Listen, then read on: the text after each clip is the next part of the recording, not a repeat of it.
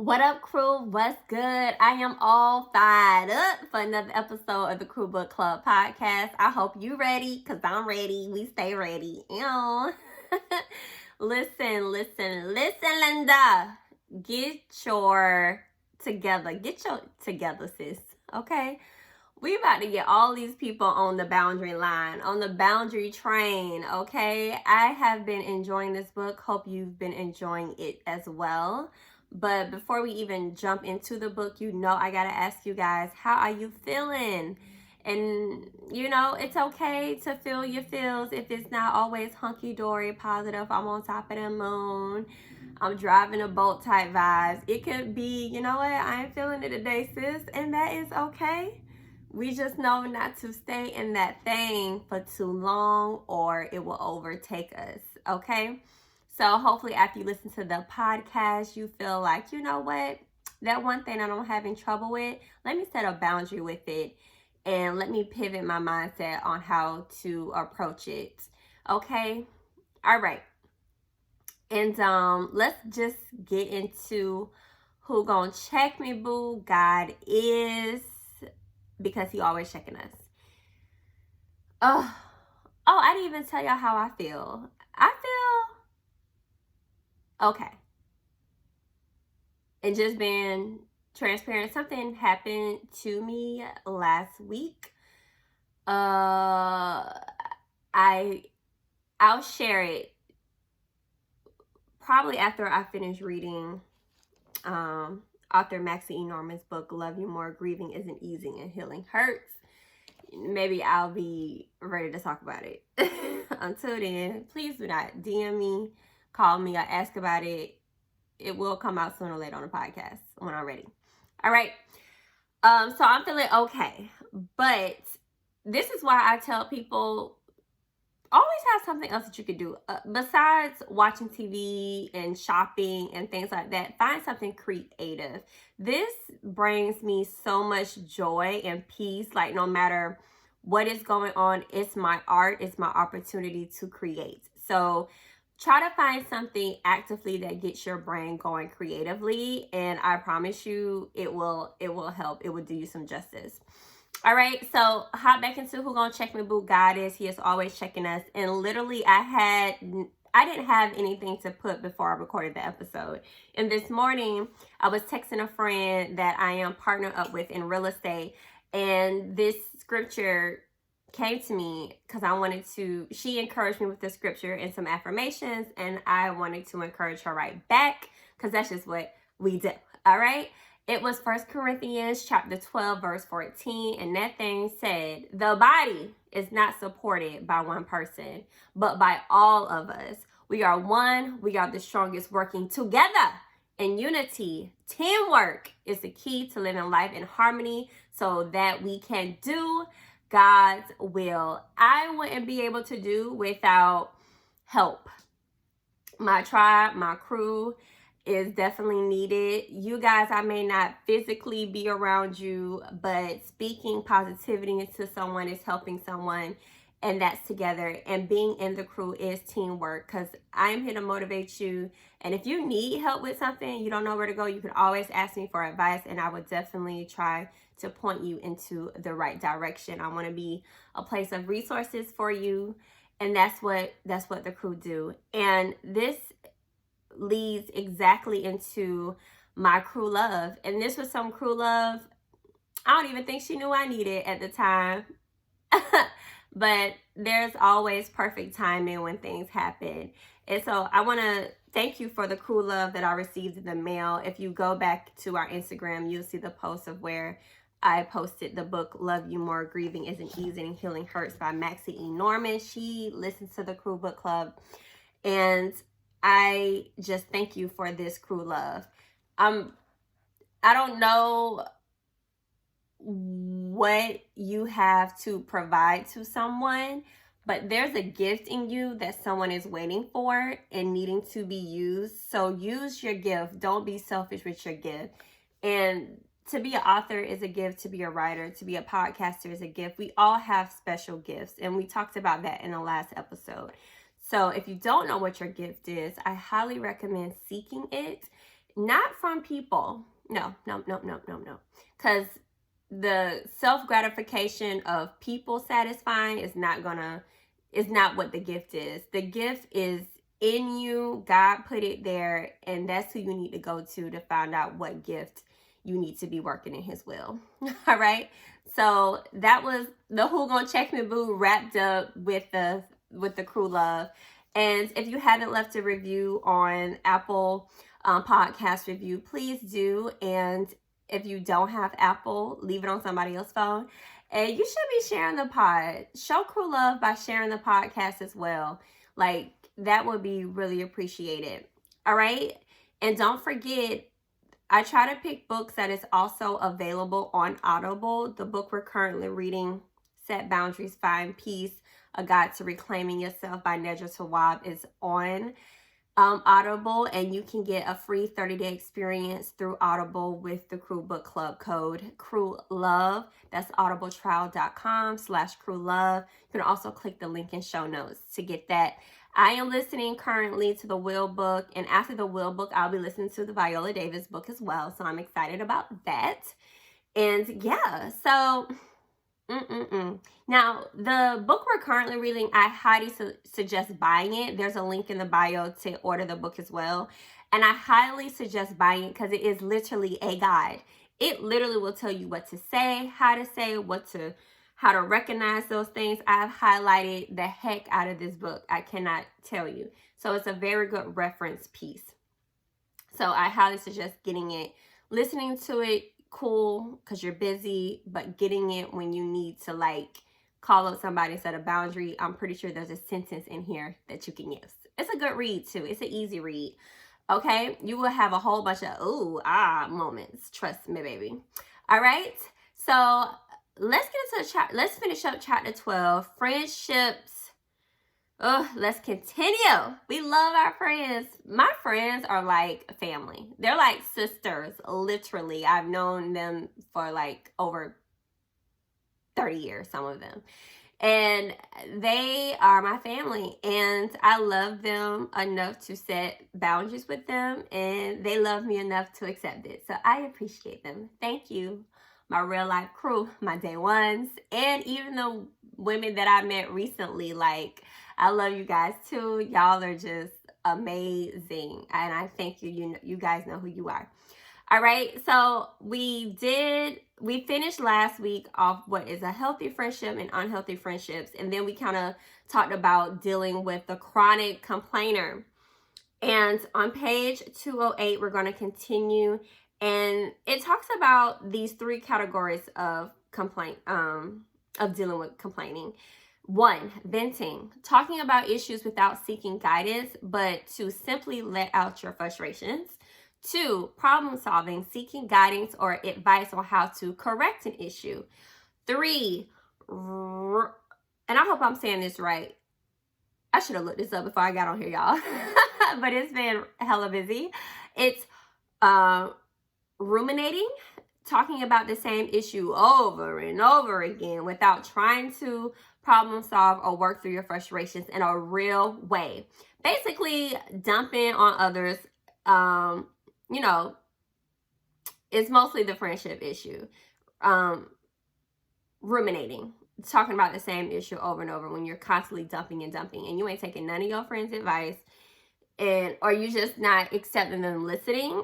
And typically, venting and problem solving is not a huge issue.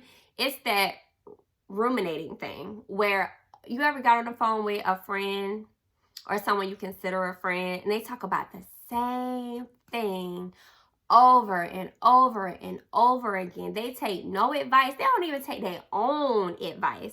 And it's like they find themselves in this vicious cycle. And you're like, like, you look at the phone sometimes, you like, I don't even want to answer, because you come to me about the same thing, but you're not doing nothing to change it. It's a difference of, like, if I have a friend going through a breakup or something, and they need to like talk through it, to cry through it, but I see them taking actions to get better and they learn their lessons. I feel like at my age, I'll be 35 in October.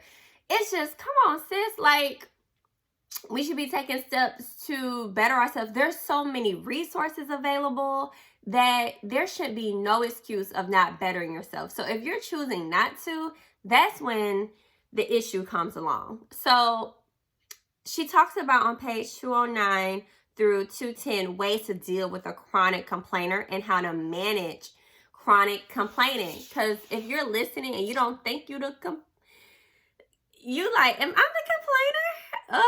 If you gotta think about it whether you complain or not, you might be the complainer. Okay, let's talk about ways to deal with the chronic complainer mentioned in the book. And remember this, the friend who complains all the time does so without limitation because we have provided a space for it. We always got to take accountability for what we allow in our lives, okay? Ways to deal with the chronic complainer, the author says, 1, emphasize when appropriate. Redirect the conversation by changing the subject. Be intentional in your dialogue and stay on topic. Lead by example. Don't complain. You can't tell somebody to stop complaining and you complaining too. Like, you got to check yourself on that.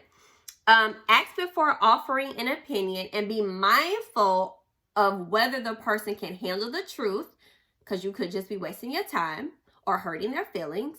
Don't be dismissive, saying it isn't so bad or you'll get over it. Oh, I hate when people say that.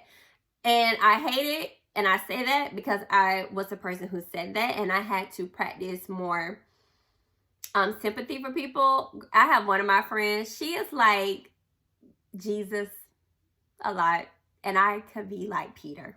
Well, I'd be quick to chop off whole ill just coming out. And she'll come in and say, well, Sade, well, maybe, and she's like, okay, I get it. You're right. The last one was, after you've done all you can, draw a clear boundary around the time allotted for the conversation and how often you will talk. So instead of just ignoring them and ghosting them, especially if you love them, and I don't like to ghost anybody because I wouldn't want anyone ghosting me, just be like, okay, girl, I got 15 minutes. And you know what I'm saying? Or just let them know, like, hey, I really don't have the time to talk about this conversate right now. She does give some examples on what to say. Like, I'm not sure how to help you with that. That sounds like a big issue. Have you thought about talking it over with the person who is bothering you? How have you thought about handling the situation? What I would do is completely biased and based on me. I like to explore what you could do in this situation. Just put it right back on them so they can face their own issues and solve their own problems. And a lot of times when they do that, then they feel really good about that decision, and you're not taking on the responsibility of them coming back to something. Well, you told me to. Nah, sis. You figured that yourself. You did that yourself. All right. She also says, if you're the person complaining, it's helpful to set some boundaries with yourself. This is where the accountability comes in. How to manage that chronic complaining. Pay attention to how often you complain. I don't know whether you got to pinch yourself every time you complain, so that way it can kind of trigger you. State whether you're simply venting or looking for feedback, and consciously consider the purpose of your conversation with people. Work through feelings by journaling, which is beneficial. And this is where I highly recommend therapy, because this is where you can recognize whether you're oversharing or not, and it's causing an issue when you bring up conversations with people. You should more than likely be talking to a therapist. And the Cruel Book Club is partnered up with a therapy company, BetterHelp, which is the sponsor of this episode. I don't just recommend BetterHelp. I actually use BetterHelp. I'm scheduling an appointment ASAP, because after what I went through last week, I definitely need it. So I highly recommend them. I am partnered with them. They are the sponsor of this episode, and you can literally get 10% off your first month of professional therapy. They do have financial aid, so if you need assistance with therapy and you don't know how you're going to pay for it, let them know. Let them know. It's called BetterHelp for a reason, okay? So go to betterhelp.com/crewlove. That's betterhelp.com/crewlove. You can also click on the show notes and it will be in the link as well. Okay. Now let's get back to these common boundary issues in friendships. All right. And just remember, you guys, life changes. So when life changes, our boundaries may change, and our requirements in our friendship may change. And sometimes we want things in relationships to last forever, but sometimes they're not, because you're going to grow, you're going to elevate. And if you're the same person you were at 20 and you 35, let's really think about it. Are we doing the work? Okay. And it don't always have to be a forever ending on a friendship. It could just be a moment of walking away and saying, you know what, let me figure this out, and then let's revisit our friendship. I don't know if you guys watched the show Working Moms. Oh, it's such a good show. And there was an episode where, well, the main two women have known each other forever. They've gone through life together. And this season, they have this moment of like, you know, maybe you don't bring the growth out of me and we can't grow together. And they take a break. And the way the show showed, it looked like it was probably like an 8-month break or so, and then they reconnected and realized like we can do this together. So sometimes taking a break from a friendship is beneficial, because you've been so enmeshed in each other's lives for so long that you need to see what you are like apart, and then be able to come back together. But some of those common boundaries in friendships could be being the relationship advisor, loaning money and possessions, offering unsolicited advice and feedback, being burnt out from giving advice, receiving unsolicited advice and feedback, dealing with needy friends. And she goes into like detail on like what that is, and then a possible boundary you can set. And I'm just going to talk about, I'll just do 2 of them. Loaning money and possessions, because I feel like sometimes we're more comfortable asking our friends for a couple dollars than we are our family. And she quotes here, she says, "My friend always wants to borrow money. How should I handle it?" And there's 3 of them. I'm just going to say the 2 shortest ones. It says, "I'm not able to loan you the money, point blank, period. And I'm not able to give you blank, but I can offer this." For me, I don't like to loan money.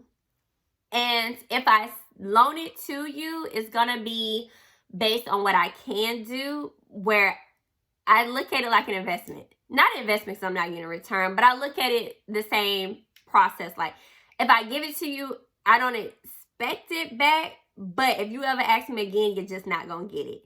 And I'm only giving it to you if I can lose it. I'm not giving you my light bill money. I'm not giving you my kid money. I'm not giving you my mortgage money. I'm not giving you my car note money. I can give you what I think I can spare. Okay? And another thing, just because your friend has certain possessions, don't assume that they have the money to loan you. Don't be counting your friend pockets. That's the utmost disrespect. That has happened to me and my husband several times. I'm trying to build generational wealth for my kids, so they ain't got to be out here asking for nobody money. So, yeah. So, only give what you can afford to lose. All right? And give without, I can't think of the word, but I said it last episode, with family. Don't give me something if you're expecting me to do something for you. Like, if you borrow money from me, I can't have the same expectation just because I said yes, that you'll say yes. You know what I'm saying? Everybody's pockets are different, and we just have to respect those boundaries when it's said. All right? So the second one I'll talk about is dealing with the needy friend. She quotes here, "My friend constantly wants me to do things with them, and it's excruciating." I would hate to have a friend where it's excruciating to do something with them, but maybe being uncomfortable or doing something you don't like. And she said possible boundary is 1, stop agreeing to show up in a way that you can't maintain long term. Allow your healthy distance in your friendships with time together apart, and decide which things you enjoy doing with this friend and do only what you enjoy with them. Sis, I would rather you tell me you don't want to do something than to do with me and have resentment. I just don't like that. Oh, it's just, Because then you're being fake. And I would have the utmost respect from if you just say, you know, I don't feel like doing that. Thank you very much. And keep it P. All right. She talks about how you're not a therapist to your friend. And she gave us some ideas of when people need therapy, and how you can tell them to go do that. Oh, here it is. When people need therapy but come to you instead, do this. Remember that you are a friend, not a therapist. Offer them resources to get started, such as books or contact information of a therapist or support group. I said that before. Buy them this book. Click the link. Buy them the book. Buy two. One for you, one for them. Y'all can read it together. Y'all can have your own little mini book club about it. Send them the link to the BetterHelp therapist. Hell, pay for their first month. That would be a dope gift. If I had a friend say, hey sis, I got your therapy next month, I'm like, oh my God, you love me. Like, you really care about me because you want me to heal. I mean, I think that's a dope gift. Those are the type of gifts that I'll talk about. And putting money in my pocket to invest in my career. And those type of gifts. You can miss me with a bag. You can miss me with trinkets. Be like, here sis, take this money, invest in your business. Or I brought a stock for you. Or like that. Or I brought you therapy. Oh girl, yes. That's a good gift. To me. But yeah, those were like, there's so much stuff in here I felt like was really good for friendships. But you know, y'all, I'll be trying to keep y'all under 30, no more than 35 minutes. So we're going to move on to chapter 13. And chapter 13 is about work boundaries. Woo! Those work boundaries, I feel like, are so hard because we depend on the financials of it all and the comfort that comes, you know, the money. Let's just talk about it. Sometimes we be feeling like we got to do whatever to get the bag, but in actuality, that's just gonna burn us out and a lot of times make us unhappy. So we definitely have to set those work boundaries, whether you're in the office or an entrepreneur. Whatever you're doing, there should be a boundary when it comes to work. The author has a quote. She says, people treat you according to your boundaries. That includes the people you work with. That includes your boss. And she mentions ways and things to do that in this chapter. And I'm just going to talk about the ones that stuck out to me the most. On page 219 through 220, she says, before you leave a job or a relationship, it's always important first to consider these 3 questions. Have I tried setting any boundaries? And what ways do I contribute to the situation? Accountability. And what can I do to make the situation healthier? It's like, exhaust all ends before you just walk away. You know, I like how she does that. Now, she talks about a woman in the book who is changing jobs and getting into issues with, you know, people pleasing and fearing of setting limits with coworkers and with work. And she's concerned about being aggressive. And as a Black woman, I get it. You know, the moment that we tell somebody to get away from our desk or we not helping you with anything, oh, she mean, she aggressive. But in actuality, there are ways to say it, and the author states it here. She says, let's chat during lunch. I have a few projects I need to push through, or I have a lot of things on my plate, so I can't help you with your project. And I think, like I always say, it's not what you say, it's how you say it when it comes to boundaries, and that's why I love this book. She mentioned some of the boundaries. She named the character Janie. She says, say no to requests for assistance from coworkers.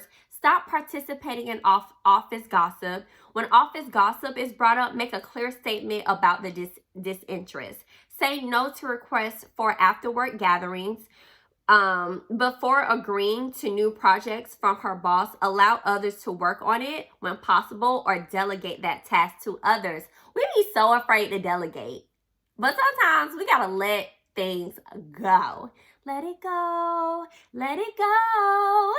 Sometimes you just gotta let it go. We be doing so much trying to be puppets and I have our hands into everything. And in actuality, that's not healthy. That's not healthy. She says here, Janie came to realize that she wasn't in a toxic work environment. She just hadn't been setting the appropriate boundaries. So let's focus on setting the appropriate boundaries for work and friendships before we just walk away and take that accountability first. All right. Now, if you just don't like your job, that's a whole nother story, and you have a choice to move. Don't let the bag that you're getting now keep you from peace. That, I don't know how. I know we're like, well, the lifestyle I live is super comfortable, but you're miserable. You see people out here rich as hell, living on, can go do whatever they want and still be miserable because they don't have no peace. I don't know if y'all saw the clip where Cardi was like, I heard on a podcast, The Breakfast Club, and she was just like, sometimes I wish I could just go back to Cardi in the strip club where I was still making money, but people didn't know who I was. And she was like, man, I wish I just had the money. But also, even when you do get money, for someone who's not even famous, if you don't have self-peace and self-preservations, you will struggle and it will hurt. So yeah, but if you don't like your job, that's a whole different story. But before we leave that job, let's make sure we set the appropriate boundaries. Okay. All right. So let's hop into boundaries for entrepreneurship. I cannot leave you guys hanging because I'm speaking to myself when I read this on page 229. Listen, entrepreneur, unless God himself told you not to charge and to give a discount, charge your full price. Okay. Don't be letting people get away with a discount. Charge your full price. If you also offer that reduced price, do it sparingly. Like, it gotta make sense. If you messed up, okay, cool, yada, yada, yada. But charge your full prices. And don't work all the time. I'm preaching to myself. Woo! Take breaks. Pause. As a fellow entrepreneur, I know what you consistently have to work to do. But guess what? You're the boss, and you can define your limits. Avoid using phrases that are about working nonstop, such as hustle hard, on a grind, rest later. I was listening to a podcast by Andy Frisella, and he was on there is no balance. And I get that. There's no balance, but there's time management for self. And I will schedule in a walk. If I say I'm working out at 8 a.m. to 8:45, 9 o'clock, I am working out. That is an appointment to myself. For me to fill your cup, my cup got to be filled. Okay? So set those boundaries in those workplace boundaries. And before we go to our next topic, our challenge of the week, I want to get an understanding for you. Setting boundaries is important even for our social invites when it comes to corporate inviting us to work, or even as an entrepreneur and networking. Not hanging out with particular coworkers after work, because everybody can't separate social and work. Be very careful. I had to realize that when I was in corporate, even as a realtor, like, yeah, we are own CEOs, but I also have to think about everybody don't know how to separate that, and everybody don't need access to me and how I party. Okay, because everything don't need to be on social media either. Not offering help to your boss with personal things, unless you're like a personal assistant and that's what you hired to do. But that also needs to be at a reasonable time and reasonable hour, because you will be miserable. Allowing a coworker to follow you on social media, but restricting what they can view. Yes. I'm public. My page is public, but I'm very particular about my page. It's work. Every now and then you'll get a glimpse of life and a little balance of, my family and things of that nature. But I ain't out here in the club. When I'm in the club, if I'm in the club, you ain't gonna get no pictures of. You might get pictures of other people, but I'm gonna curate it because we all like to party, but it's not gonna be, I just feel like certain things just gotta stay to yourself. And everybody shouldn't be following you. If you want to block some people, block them people. Okay? And also, don't people be on your social media looking at your stuff before you get a job. So you still want to be careful about that. I think there's a thin line of how much access people should have with you on social media. Muting a coworker whose content you don't enjoy. People, please stop getting offended if people unfollow you. Just because they unfollow you, you don't know what they're going through mentally. And if their content is triggering something in them, stop. Everything is about you. Point blank, period. Everything is not about you. And sometimes people just got to take a break from you. Stop being so darn self-entitled, feeling like people need to follow you. People need to respond to you when they need to respond to you. People got their own going on. So stop being so entitled to other people's time. Okay? Another thing, not giving your coworker your social media handle. When people ask you, it's okay to say, no, I don't feel comfortable giving it to you. I'm not interested.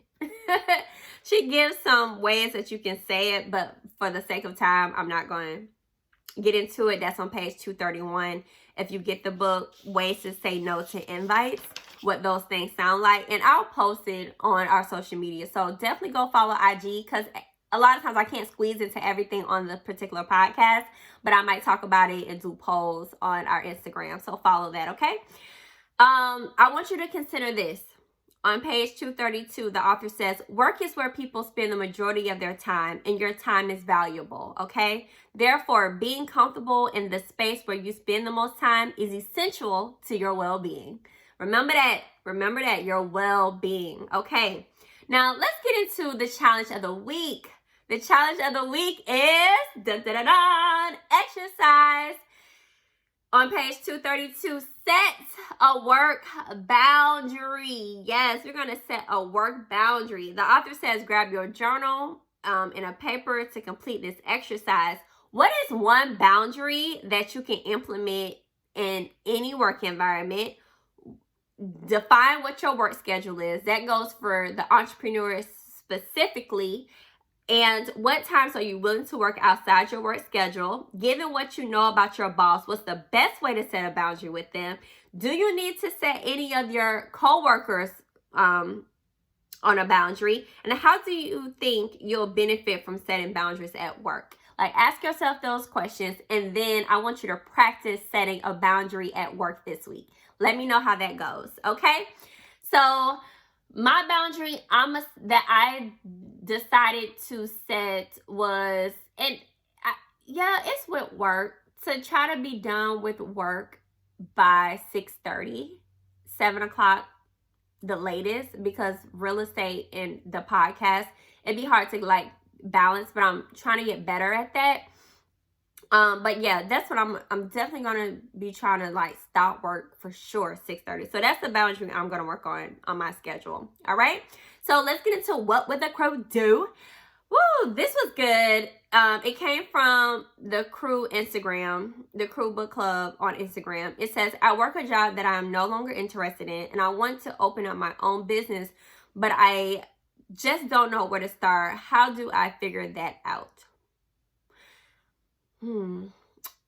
Okay, so I don't know do you even, I guess you don't have a business that you have in mind. So I guess you're trying to figure out what type of business to open. Oh, and let me just say this. Everybody is not meant to be an entrepreneur full time. I do believe we all need a little side hustle, whether it's driving Uber or baking cakes for the weekend and selling them. Like, you should have some side money for some extra money. We can't afford not to with inflation and things the way they are. But to be a full-blown business, let's figure out, why do you want to do that? Are you wanting to do that because everybody else doing it and that's what people tell you should do? Or are you really passionate about owning your own business? And I heard my team leader at my office, at my broker office, she was like, because I was telling some other agents, you need to be the CEO of your business, like you are everything. But then she was like, but you are the employer, and what you do on a daily basis, would you hire that employer? So think about how much time and effort it's going to take to be in that business, and what are you really wanting to do? And I feel like you got to be in a mode of, if I don't even make no money for the first few years, that I still want to do this. That's the type of risk that you're going to take. So to figure that out, and I have an amazing relationship with Christ, and I just feel like you gotta go to him to know what you want to do. And if you're like, well, I ain't got no time for that, if you go around in a circle trying a whole bunch of stuff until you know what God wants you to do, you're gonna be on a hamster wheel. I'm just saying, and then you're gonna be stopping. So your motivation gotta be right. Your motive gotta be right. So whatever business you have to be willing to put in the work, even if it doesn't generate money in the beginning. And don't go off quitting your job until you can afford the lifestyle. Or if you quit your job, you have money saved and you're willing to sacrifice a lifestyle for a while, okay? And start saying no to a lot of stuff. So I don't know if that helps. anything, but go to God, figure out what he wants you to do. That I feel like it may sound like the longest route, but it's the better route. I've been there because I tried multiple things that wasn't working. But the moment that I accepted what God asked me to do, that's when things started happening. And also really make sure why you want to open a business is that's like, what is the why behind it? Is it because you really want to do and that's what you need to be doing? Or is that because that's what society is telling you to do? But if you're listening, let me know, was there a particular business or when you think you got it? I would love to know. So definitely send a follow-up. That was What Would the Crew Do? Ask advice. If you have any advice you need asked, please go DM the Crew Book Club. We're on Instagram, we're on Fanbase, we're on YouTube, or you can also email, if you don't have any of that, you can email thecrewbookclub@gmail.com and just put in the subject title, Ask Advice. All right? So I can't let you go without giving you a quote of the week. The quote of the week comes from our lovely author, Nedra Tawwab. It says, boundaries are not common sense, they're taught. So crew, go out there, teach people how to handle you and set your boundaries. I will see you all next week right here on the Crew Book Club podcast. Hey!